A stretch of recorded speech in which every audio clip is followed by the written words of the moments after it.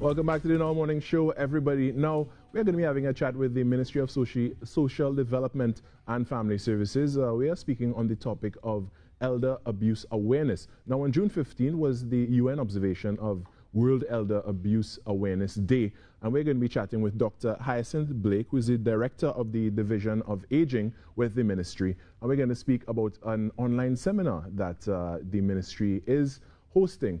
So it's great to have my guest this morning. Good morning, Dr. Hyacinth Blake. Good morning, Carrie. Good morning, Trinidad and Tobago. It's a pleasure to be here. It's a pleasure to have you with us this morning. So before we go into the seminar itself, let's recap a little bit on what exactly is elder abuse. What is it defined as? So according to the United Nations, elder abuse is a single or repeated action, or it can involve inaction, whereby a person in a relationship of trust, where there's an expectation of trust, causes harm or distress to an older person. Yeah, you know, and unfortunately, it's something that still exists here in Trinidad and Tobago and around the world, I would suppose, as well. Yes. When it comes to statistics here in Trinidad, is there any available to help us understand the prevalence of this issue in Trinidad and Tobago? Yes, according to the Crime and Problem Analysis Unit of the Trinidad and Tobago Police Service, on average, there are unfortunately 2,255 cases per year that is reported. At the Division of Aging, we record our own statistics through our Older Persons Information Center, and thus far for this year, there were 190 cases of abuse reported. That is up until June 30th. So that is very disturbing for us because in our view, one act of elder abuse is one too many. Agreed, and we are 190 in, just Yes. past the halfway mark of the year, and you know that's way too much. Why would somebody abuse an elderly person? Well, unfortunately, a lot of it stems from maybe family estrangement, issues of domestic violence, that occurred in the household over many years. Sometimes, and in many instances in this country and in the Caribbean, it's because of financial matters, persons trying to take advantage of the elder because of their pension.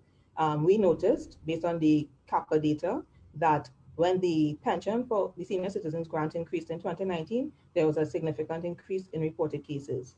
There has been a slight dip in the number of cases reported from 2020 onwards, but that is possibly because of lockdown measures. Right. But we also want to note that 1 in 24 cases of abuse are reported, so there's significant underreporting, which is why we need to merge the CAPA data with data from other agencies like the Division of Aging, because we tend to pick up on things like neglect, emotional abuse, which is not necessarily reported to the police. And we have other agencies that also record data. So we're mindful of that, which is why we're having this webinar series to encourage persons to speak out against abuse and report cases of abuse to us and to the police as needed. Yep, that's right. You actually precede my next point. If someone was to observe signs of elder abuse, actually, what are some of the signs one can look for when they suspect elder abuse? Well, elder abuse occurs in various forms. So when it comes to physical abuse, you may find that if it were an accident, the extremity of the person may have bruises. But unfortunately, if it is intentional, it may be around the face, it may be around the torso, and there may be blisters because of burning. Unfortunately, we have seen all of this in the Division of Aging. Broken bones, that sort of thing. Emotionally, that is a result of harassment or verbal or non-verbal threats. You may find an extreme form of anxiety among the elder person who is experiencing this. They may be very anxious. Sexual abuse, and here we want to just put a plug in that if you are aware that someone is being physically or sexually abused, please call 999 and report it to the police. So that forms of sexual abuse, of course, that's non-consensual acts of inappropriate touching, rape, sexual penetration, forced nudity, taking forced photos. These are some of the sad incidents that occur, and we want to tell persons that we have a no tolerance approach to that. Definitely. So signs include also, seeing bruising around the genitals, maybe forms of sexually transmitted diseases. So yes, these are things that, would cause concern for anyone. Definitely. Of any age, and especially for our elders. It is not lost on us as well that sometimes elder abuse even occurs in institutions that are meant to take care of and help elders, such as nursing homes and the like. What are the statistics on that, and how do you deal with instances of abuse in these institutions? So at this time, it's really more reports of elder abuse in private residences, and the ratio is 80% in private residences and 20% in institutions.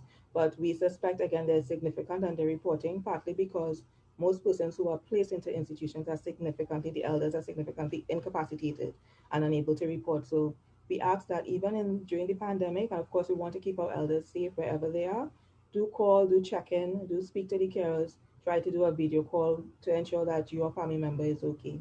But again, those numbers are very low, partly because of underreporting, and that is occurring regionally and internationally in terms of low numbers. Now on the other side, instead of waiting for reports to come in, are there any plans by the ministry and your division in particular to engage in monitoring, especially of institutions? Yes, so the Homes for Older Persons Act 2007, we are working assiduously to have that act proclaimed, because within this country and in the region, we need stronger legislation to convict persons of crimes against older persons.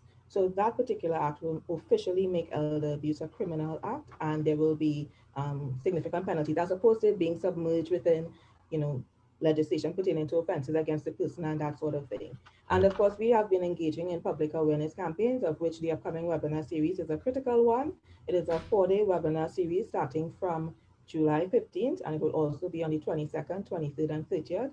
And we're encouraging all our stakeholders, persons who care for others, be it a family member, be it somebody who is involved in it formally, do sign up. It's free, it's online. So come and hear what we have to say and get information from international, regional, and local experts to help you identify and address elder abuse, especially in the context of the COVID-19 pandemic. That's so great. But just going a little further into the information about the seminar there, what's the objective of the seminar? The main objective is to raise awareness and encourage persons to speak out against elder abuse. And because we need to be aware, we need to acknowledge that it is happening. If we sweep it under the carpet, it's just going to escalate. So we want to give voice to persons who were victims and who are survivors. We want to point out and make persons aware what are the signs and how they can address it, how they can mitigate against elder abuse. So those are the key objectives. And we want persons from the persons in school, those in academic institutions, postgraduates, and not just academics, practitioners as well, to join in so that they can be better skilled in addressing this problem, because this is an all of society intervention that we need. Definitely. Yeah, we definitely need everyone on board working toward it to eradicate it in Trinidad and Tobago and then expand to the region and the world, because it's an issue that it's still very prevalent, as you were telling us the numbers. And those are just the reported numbers. We haven't even touch the tip of the iceberg yet when it comes to the amount that probably actually exists that have not been reported. And that is why the UN gives us these estimates that we need to be mindful of. And tip of the iceberg is a correct analogy, because 10% of all elders apparently, according to the UN data, are abused on a monthly basis. So 10%. If we look at the fact that Trinidad and Tobago has approximately 237,000 elders, that speaks volumes. How do we register for the free seminar? You can go online to www.social.gov.tt and you will see the registration link there. And also you can follow us on all our social media platforms, on Twitter at MSDFSTT, and on Facebook, it is in the name of the ministry. So you can register there, you will see the online link, and you can select whether you want to come for all days or just one or few. Is there any limitation on the number of people that can be hosted at one point in time for that seminar? Well, at this time, it is on a first-come, first-served basis. We encourage as many persons to register in advance because, yes, there will be limits to the platform. But we say, come, sign up, and we will make room for you as best as we can. Definitely. That's definitely something to look forward to. And again, just getting the information out there and having a word from the professionals on statistics, on how you can, or what you can look for, and also in ways in which you can help. It's definitely a step in the right direction. And before we go, though, who are some of the speakers we can look forward to speaking on this topic? So we have Ms. Jackie Marshall Cyrus, who will be the featured speaker on day 1, July 15th. She's coming out from the United Kingdom, so she will be streaming from there. We also have Dr. Althea Lafuka from the Health Economics Unit of UWI, and Mr. Don Bethelmy. We also, from Barbados, Dr. Deborah Joseph will be speaking, as well as the head of the Victim and Witness Support Unit locally, Ms. Aisha Price Corby. So those are some of our speakers. So you see the international, regional, and local mix that we're having. Definitely, and those experts in their field as well. And we look forward to hearing from them. But for now, I want to thank you so much for joining us this morning, for helping to raise awareness, even right here in a small way in the Now Morning Show. And I do wish you the best for the 4-day seminar, and I do hope that everyone watching takes the opportunity to register online via the website and participate and get more information and see how you yourself can help to eradicate elder abuse in Trinidad and Tobago as we continue to raise awareness here on the Now Morning Show also. Yes, thank you so very much. All right, have a great day and continue to be safe. All right, that's Dr. Hyacinth Blake, Director of the Division of Aging. We were speaking about the World Elder Abuse Awareness Day, which was on June 15, but we are continuing that conversation because it is one that we clearly see is very key, very important to continue and to help raising awareness for, because it is overly prevalent here in Trinidad and Tobago, and it's something we need to nip in the bud.